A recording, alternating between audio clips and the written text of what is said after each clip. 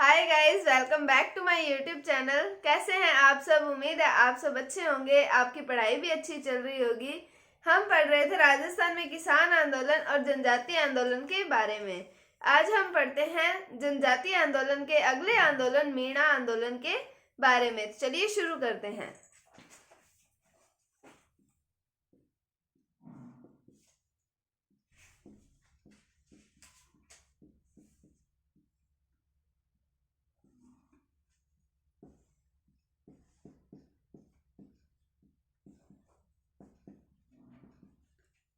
बात करें हम मीणा आंदोलन की तो इसमें बात आती है 1924 ईस्वी की। 1924 में क्रिमिनल ट्राइब्स एक्ट पारित किया गया था।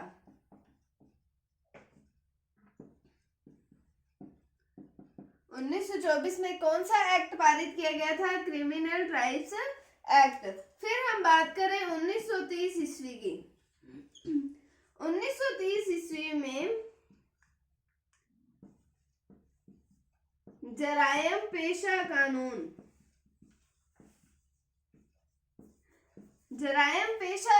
लागू किया गया था, जिसमें मीणा जाति के स्त्री व पुरुष को प्रतिदिन थाने में जाके अपनी अटेंडेंस लगवानी होगी, हम कह सकते हैं। तो इसके अंदर क्या है कि इसके तहत मीणा जाति के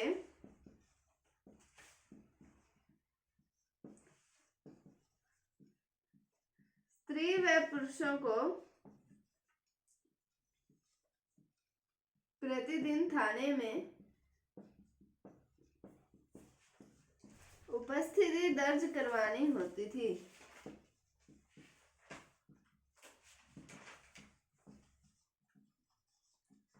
तो अब जो ये जरायम पेशा कानून है, इससे लोगों को दिक्कत आती थी कि रोज रोज कौन थाने में जाए और अपनी उपस्थिति दर्ज करवाए।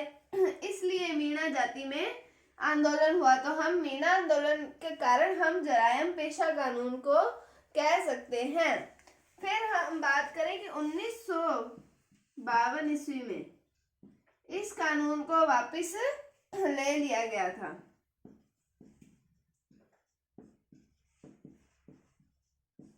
बना कब था कानून? 1930 ईस्वी में। और इसे वापस कब लिया गया? 1952 ईस्वी में वापस ले लिया गया था।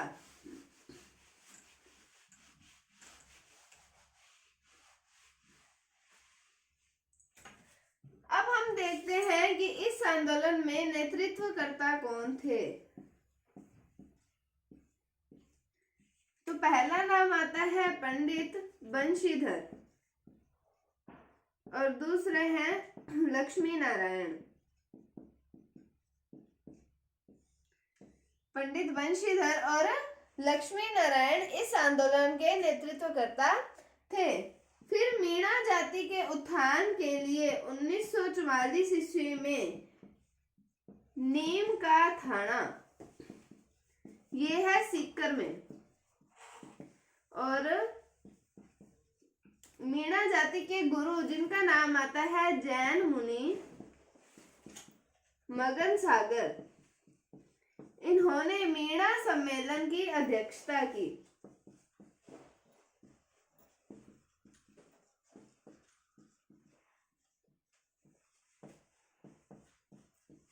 और राज्य मीणा सुधार समिति का गठन किया। इन्होंने मीणा सम्मेलन की अध्यक्षता की और किसका गठन किया?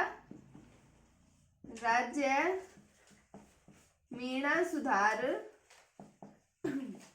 समिति का। राज्य मीणा सुधार समिति का गठन किया। नेतृत्वकर्ता पंडित बंशीधर और लक्ष्मी नारायण। और हम बात करते हैं 1944 ईस्वी की। इसमें नीम का थाना सीकर में जैन मुनि मगन सागर, ये है मीणा जाति के गुरु।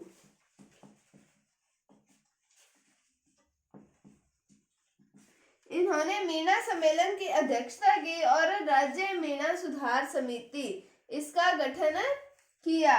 तो ये था मीणा आंदोलन के बारे में। हमने जनजातीय आंदोलन या आदिवासी आंदोलन के अंदर 3 आंदोलनों के बारे में पढ़ा, भगत आंदोलन, एक ही आंदोलन और मीणा आंदोलन के बारे में। ये तो थे जनजातीय आंदोलन। अब पहले हम पढ़ रहे थे किसान आंदोलन, तो अब हम जो किसान आंदोलन थोड़े बहुत रह गए हैं, छोटे छोटे किसान आंदोलन है, उन पर चर्चा करते हैं।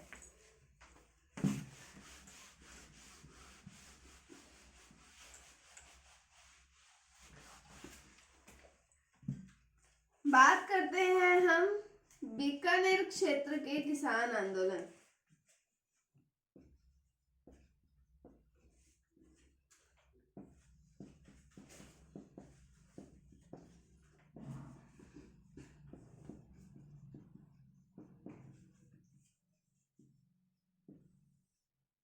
जब मैंने आपको शेखावाटी किसान आंदोलन बताया था, तब उसमें मैंने बताया था कि किसानों को सफलता मिली थी उस किसान आंदोलन में, और उसी सफलता से प्रभावित होकर बीकानेर वाले क्षेत्र में किसानों ने आंदोलन प्रारंभ किया था। प्रोत्साहित किससे हुए थे? शेखावाटी वाले किसान आंदोलन से। तो हम कह सकते हैं कि शेखावाटी के किसान आंदोलन से, या आपने कहें शेखावाटी में किसानों की सफलता से प्रभावित होकर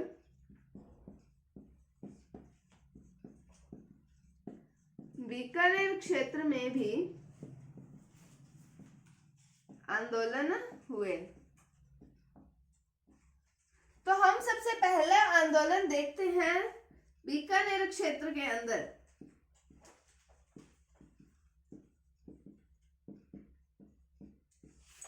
पहला आंदोलन आता है उद्रासर ठिकाने में,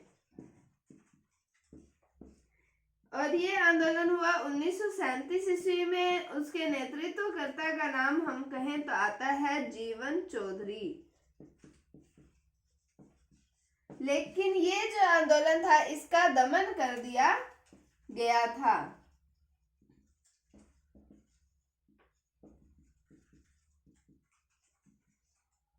तो प्रभावित किससे हुए? शेखावाटी में किसानों की सफलता से प्रभावित हुए थे।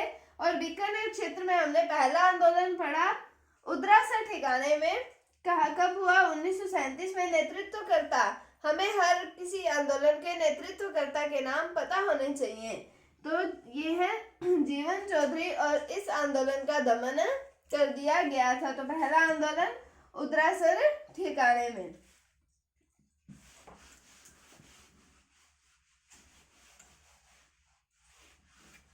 फिर हम बात करें कि बीकानेर क्षेत्र में पुंगल और महाजन आदि क्षेत्रों में भी किसानों ने आंदोलन किए थे। तो बीकानेर क्षेत्र के ही कौन कौन से क्षेत्र आते हैं? पुंगल और महाजन। फिर हम बात करते हैं बीकानेर क्षेत्र में ही, बीकानेर रियासत के अंतर्गत ही एक क्षेत्र आता था जिसका नाम है रायसीनगर। ये वर्तमान श्री गंगानगर जिले में स्थित है। तो ये रायसीनगर में किसानों से एक कर लिया जाता था जिसका नाम आता है आबियाना शुल्क। ये कर लिया जाता था, पानी की एवज में लिया जाने वाला कर था।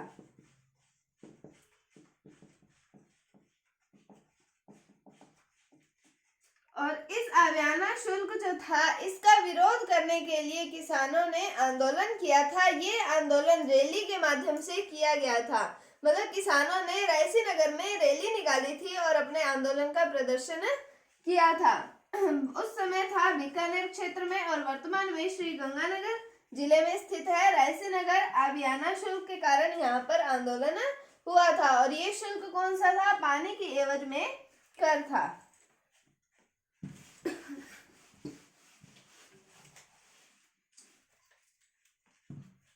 फिर हम बात करते हैं एक क्षेत्र जिसका नाम आता है दूधवा खारा। ये पड़ता है वर्तमान चूरू में।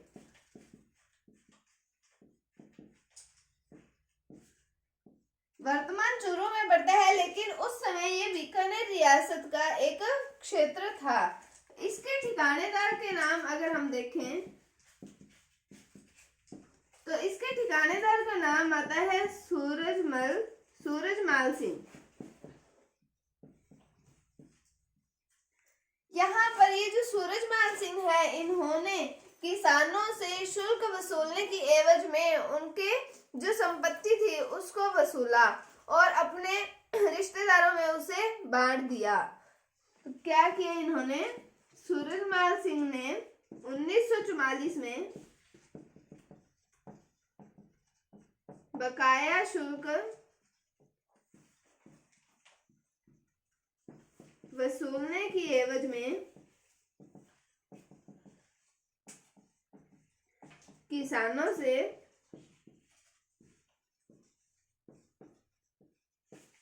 संपत्ति जब्त कर ली तथा रिश्तेदारों में बांट दी। फिर बात करें हम 1944 में, तो सूरजमाल सिंह ने ये किया कि किसानों से संपत्ति जब्त कर ली। फिर बात करें हम 1948 में, तो उन्हें ये संपत्ति वापस लौटा दी और यहाँ पर ये आंदोलन समाप्त हो गया। तो हम बात कर रहे थे दूधवा खारा की, वर्तमान चूरू में स्थित है। कहाँ का क्षेत्र था उस समय? बीकानेर रियासत का क्षेत्र था। ठिकानेदार का नाम सूरजमाल सिंह। इन्होंने 1944 ईस्वी में बकाया शुल्क वसूलने की एवज में किसानों से उनकी संपत्ति को वसूला, संपत्ति जो थी उसको जब्त कर लिया और अपने रिश्तेदारों में बांट दी थी। इससे किसानों में आक्रोश उत्पन्न हुआ, उन्होंने आंदोलन किया और 1948 ईस्वी में ये जो ठिकानेदार है, इन्होंने संपत्ति इनको वापस लौटा दी और ये आंदोलन समाप्त हो गया। तो ये तो थे बीकानेर क्षेत्र में किसानों के जो छोटे छोटे आंदोलन हुए थे उसके बारे में। अब हम बढ़ते हैं जोधपुर क्षेत्र में जो किसान आंदोलन हुए थे उसके बारे में।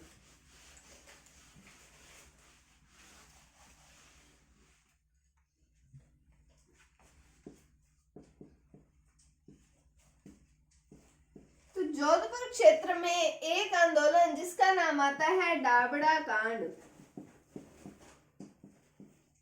ये इंपॉर्टेंट आंदोलन पड़ता है। कब हुआ? 13 मार्च 1947 ईस्वी को।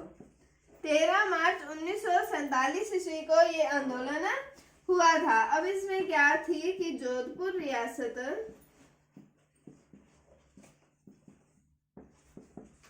में किसानों का नेतृत्व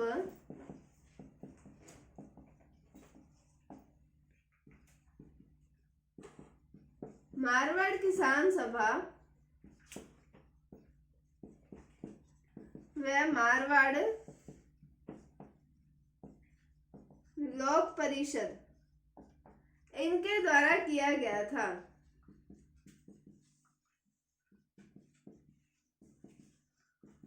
जोधपुर रियासत में किसानों का नेतृत्व किसके द्वारा किया गया? मारवाड़ किसान सभा और मारवाड़ लोक परिषद के द्वारा किया गया था। हम बात किसकी कर रहे हैं? डाबड़ा कांड की। ये है जोधपुर में ये कांड हुआ है। अब यहाँ पर जब इनका नेतृत्व किया गया किसानों का, तो यहाँ पर एक सभा का आयोजन किया गया और उस सभा के अंदर हम बात करें कौन कौन से व्यक्ति थे उनके बारे में।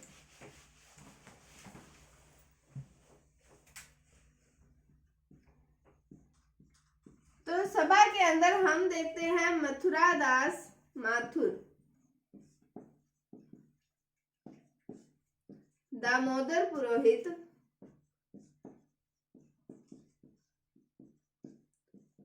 CR चौपासनी वाला, हरिंद्र चौधरी और राधा किशन बोहरा आदि सदस्यों ने भाग लिया था इस सभा के अंदर। मथुरादास माथुर, दामोदर पुरोहित, CR चौपासनी वाला, हरिंद्र चौधरी और राधा किशन बोहरा, ये मेन नाम आते हैं। और यहाँ ये सभा हुई कहाँ पर है? ये डाबड़ा में हुई है और ये पड़ता है जोधपुर में। और इस सभा पर भी कहा जाता है कि सैनिकों के द्वारा बल प्रयोग किया गया था, लाठीचार्ज किया गया था, जिसके कारण यहाँ पर 7 किसान शहीद हो गए थे। 7 किसान शहीद हो गए थे। किस कांड में? दावड़ा कांड के अंदर 7 किसान शहीद हो गए थे। तो ये थे हमारे किसान आंदोलन और जनजातीय आंदोलन के बारे में। उम्मीद है आपको ये टॉपिक समझ आया होगा। अगर आपको इसमें कोई भी डाउट है तो आप कमेंट सेक्शन में पूछ सकते हैं। कल हम नया टॉपिक प्रजामंडल आंदोलनों के बारे में शुरू करेंगे। तो उम्मीद है आपको ये वीडियो अच्छी लगी होगी। अगर आपको वीडियो थोड़ी सी भी अच्छी लगी है तो इसे लाइक कीजिए, शेयर कीजिए और चैनल पर नए हैं तो इसे सब्सक्राइब जरूर कीजिए। Thank you, thanks for watching, bye bye.